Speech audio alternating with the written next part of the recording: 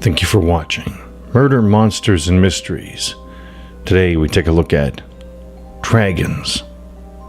Dragons were recorded by ancient secular writers such as Alexander the Great, Marco Polo, Josephus, Gaius Solinus, Herodotus, St. George, Eliseus, Henry VIII, Flavius, St. John of Damascus, and many others. These military leaders and historians are considered as historically accurate and highly reliable. How could these highly respected ancient historians have recorded details of dragons with such accuracy thousands of years before paleontology was even imagined?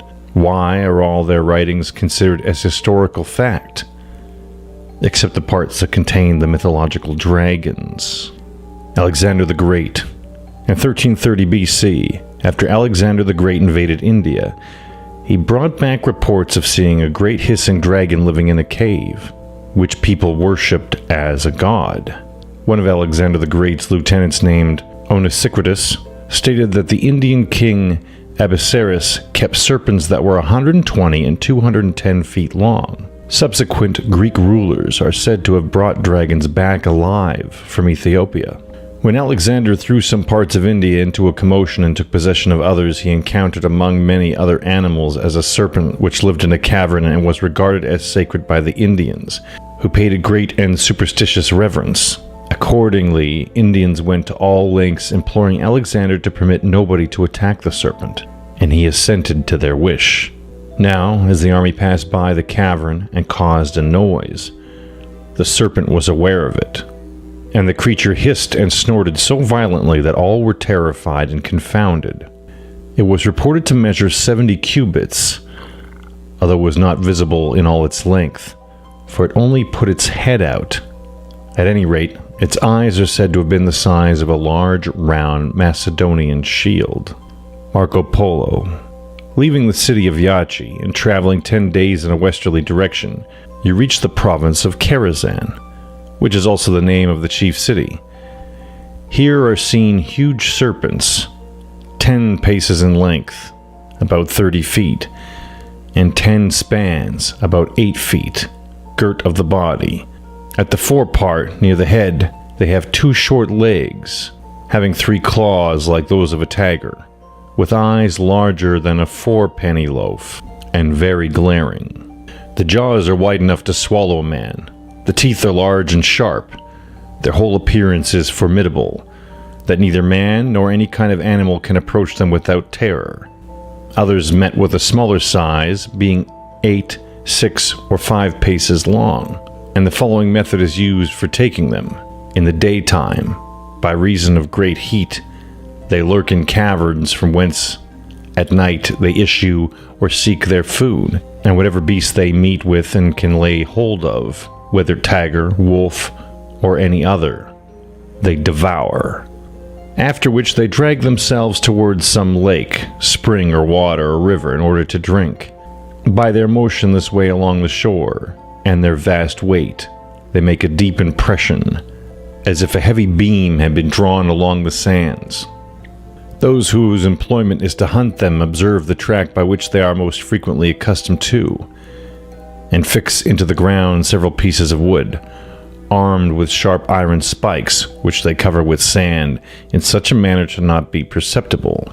The flesh of the animal is also sold at a dear rate, being thought to have a higher flavor than other kinds of meat, and by all persons it is esteemed a delicacy.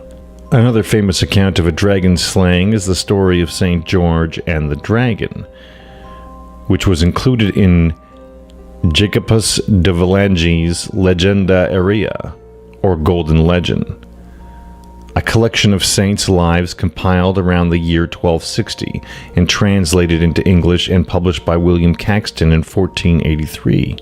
Cathedrals have been built in recognition of and named after St. George in Ontario, Canada, 1828, Perth, Australia, 1888, and London, England, 1848. There are also several in the United States. These cathedrals all proudly display a painting or relic somewhat depicting the slaying of the dragon by St. George. St. George was reported to have slain his first dragon in Africa. Later, in 1098 AD, He was said to have slain dragons at Mansfield in the center of Germany. He was also reported to have killed a dragon in Berkshire, England, and the specific location was later named Dragon Hill. From the evil one, deliver me. From the evil one, deliver me. At the hour of my death, At the hour of my death, call me and bid me to come to thee. Call me and bid me to come to thee.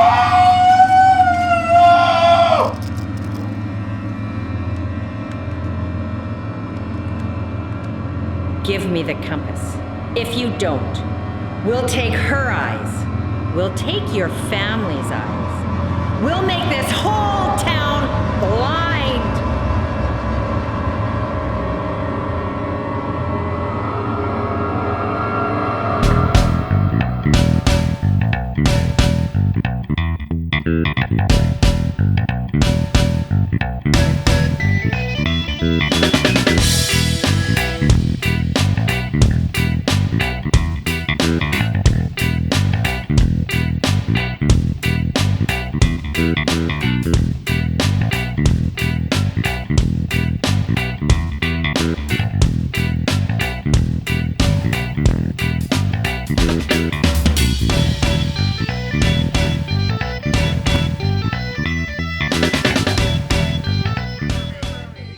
From the evil one, deliver me.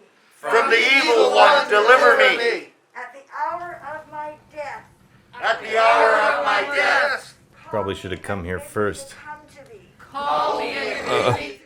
Heinrich von Winkelried. The tale of Heinrich von Winkelried is a blend of historical fact and fantastic legend. Of the historic Heinrich, all we know is that he was a German knight who died sometime around 1303, and a witness to several documents where his name was signed as Heinrich von Winkelried, also known as the Giant. It is unclear whether the nickname was a reference to his size or a self-adopted subsequent to link him to the figures of German legend who are often called giants. Regardless, the Heinrich of history was clearly an important figure at court. The legend is first mentioned in a Swiss chronicle of 1507 and is said to take place around the year 1250.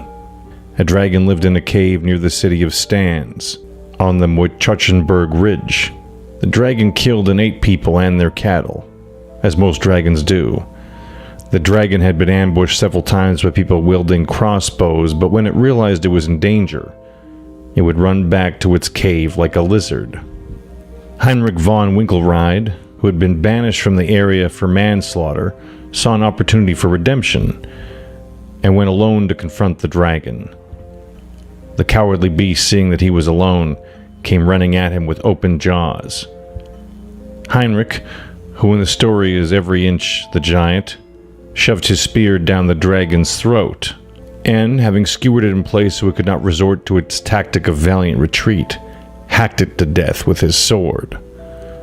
Thanking God, with his sword held aloft, dragon's blood dripped down on Heinrich, and he died from poisoning a few days later. What do you think, guys, of these historical encounters with dragons? Some of these people are very well known. People whose writings we would not discount easily if it were in regards to any other topic. So perhaps there is something to these stories of dragons. Thank you for watching Murder, Monsters, and Mysteries. If you enjoyed today's video, please like and subscribe, as we'll be uploading more regularly.